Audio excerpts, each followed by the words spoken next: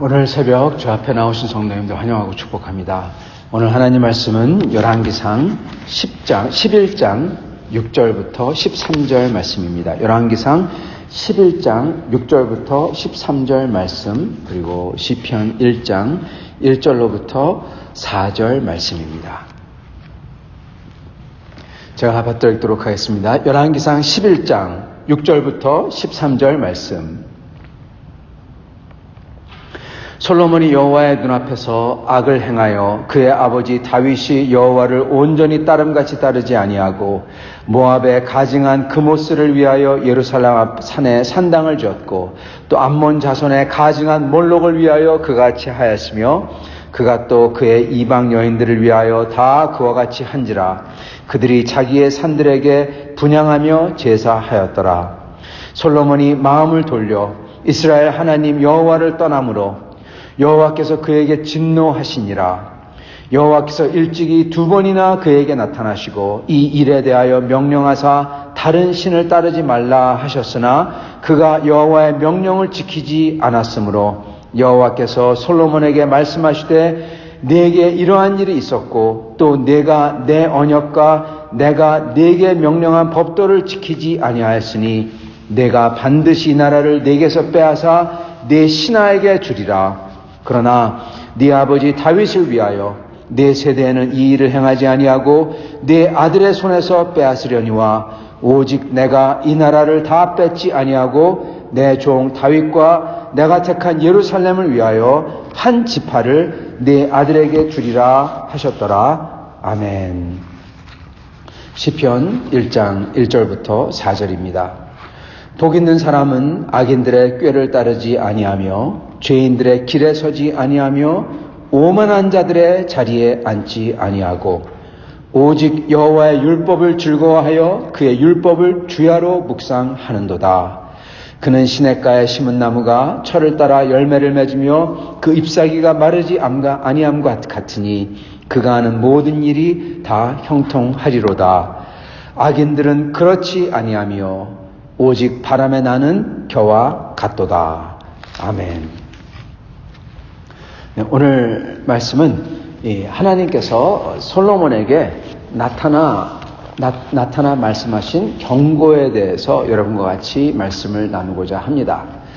오늘 말씀을 보면은 하나님께서 솔로몬이 이렇게 이방 신들을 섬기지는 않았지만은 자기의 아내들이 이방 신들을 섬길 때 그 이방 신전을 지어주고 그것을 눈 감아주고 그리고 거기서 다른 사람들이 섬기는 것까지 허락을 한 것, 즉 여러 신들, 다원적인 신들을 허락한 거에 대해서 소위 요즘에 말하면 다원주의라고 말할 수도 있는데요. 다차적인 다원적인 신들을 허락한 거에 대해서 하나님께서 말씀하시는 게 오늘 나옵니다. 여기서 이 솔로몬 자신이 이 하나님을 섬기지 아니하고 다른 신들을 섬겼다, 그런 말은 나오지는 않습니다. 솔로몬의 아내들이 했다고 그래요. 솔로몬이 직접 몰록을 섬겼다, 그렇게 나오진 않아요. 어쩌면 같이 따라갔을 수도 있겠죠. 근데 거기에 어쩌면 분향이나 절은 안 했을 겁니다. 그러나 솔로몬은 여기서 하나님에게 정죄를 받습니다. 저희가 잘 봐야 되는 것은 이렇게 다른 신들이라고 했을 때 요즘 세상에 신들이 어딨냐 그럴 수도 있겠습니다. 여러분도 잘 아시지만은 이 세상에는 종교가 많습니다. 종교는 그냥 단순히 모슬렘교, 힌두교 이런 것뿐만 아니라 이거는 제가 철학 시간 때 제가 배우면서 선생님한테 배우고 그리고 경제 시간 때 배우고 그랬던 건데, 제가 기독교 대학을 나왔잖아요. 그래서 그때마다 말씀하신 건데 이렇게 얘기합니다. 사회주의가 종교다, 공산주의가 종교다, 그리고 또한 이 자본주의도 종교다. 자본주의는 그 정도까지 잘 발달되어 있지 않지만은 공산주의는 분명히 종교다. 나치즘도 종교다. 사회주의와 공산주의와 나치즘 극과 극이죠. 그리고 무종교주의, 즉 무신론자도 그것도 종교다. 왜냐하면 그거를 믿으니까. 공산주의는 여러분도 아시다시피 그걸 믿음으로써 이 세상에서 천국을 누리는 거죠. 나치즘도 똑같죠. 그걸 믿음으로써 이 세상에서 천국을 누리는 거고, 그리고 또한 그 어떤 이 nationalism, 즉 민족주의죠. 그걸 통해서 민족 부흥을 위해서, 예를 들어서 우리 한 몸을 던져서 이 나라가, 이 결례가 영원하고 이 결례를 통해서 뭘 되고, 이게 종교라는 겁니다. 종교 맞습니다. 모든 종교 요소를 다 갖춰요. 그렇기 때문에 여러분, 이 요즘 세상에는 종교가 아직 존재합니다. 심지어 우리가 생각하는 완전히 develop 되지 않은, 완전히 다 이 완전한 모습을 가지지 않은 종교들도 많이 있습니다. 그렇기 때문에 거기에 참여하지 말라는 겁니다. 거기에 참여하지 아니하고 그것에 도움을 주지 아니하고 그것을 함께 묵인하고 크리스찬으로서 하지 말라는 거죠. 어떻게 보면은 제가 비록 설교는 하지만은 제가 이런 걸 봤을 때 내가 잘못하고 있는 게 아닌가 그런 생각도 듭니다. 왜냐하면 분명히 그런 종교에 대해서 이게 아니라고 선포해야 되는데, 예를 들어서 공산주의에 대해서 아니라고 하거나, 물론 여기는 공산주의가 없죠. 캐나다에는. 사회주의가 이방 종교라고 선포를 해야 되거나 그런 걸 해야 되거든요. 사실은. 그거에 대한 위험성이나 그래서 어쩌면 저희가 이 소위 얘기하는 이 종교는 이러한 정치에 참여하면 안 된다, 이러한 미명 아래 우상에 대해서 설교를 안 하고 있는지도 모르겠습니다. 그런 거를 제가 가끔 생각해 보긴 합니다. 그러나 여하튼 저희가 하나 정확한 것은, 저희가 그러한 종교와 그러한 다원주의와 그러한 것을 교회 안에서 또는 저의 자신이 그걸 참여하지 말라는 것입니다. 솔로몬은 그의 아내들이 그렇게 할 때, 가증한 종교를 심지어 할 때도 산당을 지어줍니다. 그게 틀리고 그게 굉장히 하나님의 법을 벗어나지 않은데도 불구하고, 그래서 솔로몬은 하나님에게 정죄를 받고 있습니다. 여러분, 근데 여기서 저희가 포커스하길 원하는 것은 대체 언제 하나님이 솔로몬에게 경고를 했냐는 거예요. 여기에 보면 이렇게 나옵니다. 9절에 솔로몬이 마음을 돌 이스라엘 하나님 여호와를 떠남으로 여호와께서 그에게 진노하시니라. 여호와께서 일찍이 2번이나 그에게 나타나시고 이 일에 대하여 명령하사. 하나님의 2번이나 나타났대요. 솔로몬이 다른 신들을 섬기고, 다른 아내들이 그의 아내 다른 신들을 섬기고 그거를 도와주고 그걸 용납하고 다원주의를 허락하고, 그리고 그거에 자기가 동조했을 때 하나님이 나타나서 한 번 경고하고, 그래도 솔로몬이 고집하니까 또 나타나시고, 그래도 안 들으니까 이렇게 나와가지고 하나님께서 이 심판을 하셨을까요? 성경을 찾아보면요, 기록되어 있지 않습니다. 성도 여러분, 하나님이 솔로몬이 이러한 우상을 섬기는 것을 허락할 때 하나님이 딱 보시고 이건 아니야, 그래서 나타나가시고 솔로몬 하면 안 돼, 그러시지 않았다는 겁니다. 여러분, 하나님의 2번은요 솔로몬이 죄를 지을 때 나타나가지고 솔로몬을 경고하고 그러지 않았어요. 그러한 게 아닙니다. 여러분, 하나님께서 언제 솔로몬에 나타난 줄 아십니까? 첫째, 기브온에서 제사를 드릴 때. 솔로몬이 왕이 된 지 갓 얼마 지나지 않았어요. 왕이 된 다음에 그 다음에 기브온에 가서, 하나님의 궤 앞이죠, 거기서 제사를 드렸을 때, 그게 언제냐면 3장 5절입니다. 3장입니다. 3장에서 기브온에 가서 제사를 드릴 때 그때 나타나서 하나님이 축복하시면서 끝에 던지는 말씀이 뭐냐? 내가 내 아버지 다윗을 따라서 한다면 축복하고, 그러지 아니하고 한다면은 내가 너를 버리리라, 그 말씀을 하세요. 그때가 한 번입니다. 2번째는 언제입니까? 성전을 다 지어놓고 나서 9장 2절에 하나님께서 솔로몬이 기도하고 하나님이 솔로몬을 축복하실 때, 기도 응답을 하실 때, 그때 솔로몬에게 다 기도 응답을 하시면서 내가 내 기도대로 여기에 이곳을 내가 기름 붓고 이것을 특별한 곳으로 삼고 내 이름을 두겠노라, 그렇게 말씀하시면서 끝에 가서 경고 한 마디를 딱 던지세요. 여러분, 이게 무슨 얘기냐면요, 솔로몬이 그릇된 길을 가고 있을 때 하나님은 한 번도 솔로몬에게 나타나서 내가 잘못하고 있다 그런 소리 안 했다는 겁니다. 죄송하지만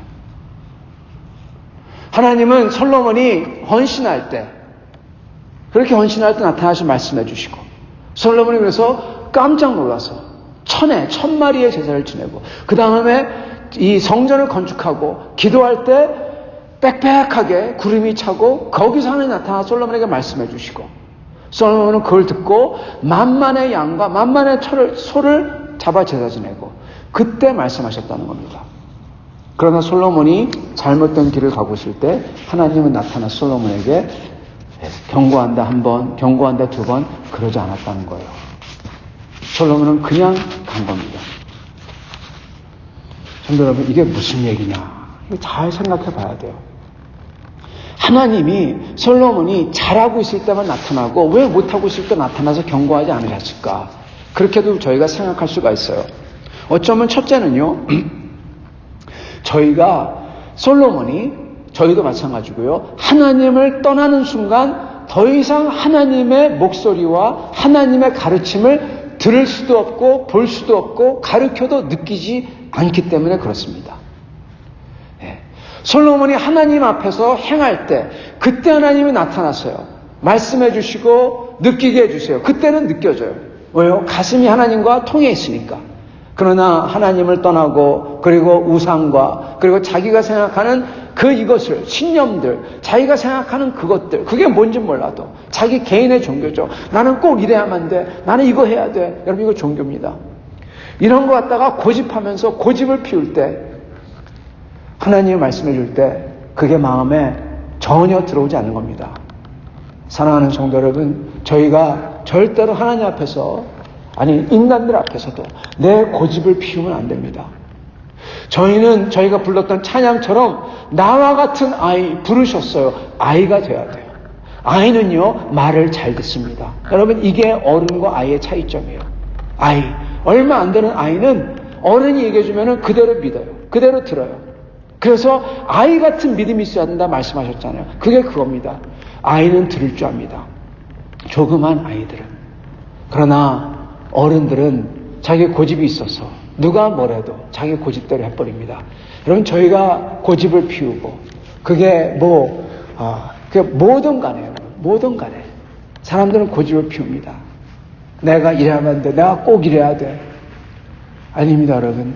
하나님 앞에서 하나님 나라에 들어가는 것과 예수를 증거하는 것과 구원을 하는 것과 주님을 믿는 것, 사랑하는 것 이것 빼놓고 나서는 저희가 고집을 피울 필요가 없어요. 어떻게 보면은 굉장히 줏대 없는 소리처럼 들리지만 여러분 정말 그렇습니다. 나머지는 고집을 피울 필요가 없어요. 솔로몬이 고집을 피울 때 솔로몬이 그의 우상을 따라가고자 했을 때 더 이상 하나님의 소리가 들리지 않는 겁니다. 하나님이 그 후에도 말씀하실 수 있어요. 그러나 들리지 않는 겁니다. 그게 첫째입니다. 둘째로는요, 이겁니다. 왜 하나님이 잘 될 때만 얘기하는 것 같고 잘못할 때 얘기하지 않을까? 첫째는 안 들리기 때문에 못 듣는 거고 두 번째는요, 이겁니다. 요즘 얘기로 얘기하면요, 하나님은 기록된 말씀을 통해서 진리를 알려주신다입니다. 네, 이겁니다. 성도 여러분, 솔로몬이 잘하고 있을 때 하나님이 나타나서 말씀해 주신다. 이게 무슨 소리냐? 하나님께서 선지자를 통해서 하나님께서 다윗에게 약속한 것을 통해서 약속에 대해서 말씀해 주세요. 다윗의 약속에 대해서 이루어졌다. 다윗이 약속을 했기 때문에 내가 너를 축복한다. 이겁니다. 이게 뭡니까? 언약에 대해서 리마인드 해주시고 언약에 대해서 성취를 해주시고 언약에 대해서 하나님께서 이끌어 주신다고 얘기를 해주세요. 즉 이거는 기록된 말씀에 대해서 하나님이 성취해 주는 것을 깨닫게 해주시고 기록된 말씀에 대해서 인도해 주시고 이걸 보여주신 겁니다. 성도 여러분, 하나님은요 분명하게 하나님의 뜻을 정확하게 알려주셨습니다. 구약과 신약을 통해서 하나님께서는 우리가 이웃을 사랑하고 그리고 예수 그리스도를 사랑하여서 복음을 전파하고 영혼을 구원하고 하나님의 나라를 위해서 우리가 심령이 가난한 자가 되고 내가 죽고, 이게 길이라고 알려주셨어요. 그래서 내가 내 자신을 부인하고 십자가를 지고 따르는 것, 그거잖아요. 내 자신을 부인하고 십자가를 지고 따른다는 것은 내가 죽는 걸 뜻하는 겁니다. 내 것을 내려놓고 주님을 먼저 찾고 이웃을 사랑하고 주님의 뜻을 찾는 것입니다. 그게 길이라고 알려주셨고, 구약에서는 하나님이 기뻐하시는 것 1계명부터 4계명까지 하나님을 어떻게 섬겨야 될지, 그리고 5계명부터 10계명까지 어떻게 이웃을 사랑할지 하나님의 뜻을 다 알려주셨어요. 하나님께서는 저희에게도 뜻을 다 알려주셨어요. 그것을 듣지 아니하고 우리 마음대로 할 때 하나님은 우리에게 나타나서 잘못하고 있다 이러지 않는다는 거예요.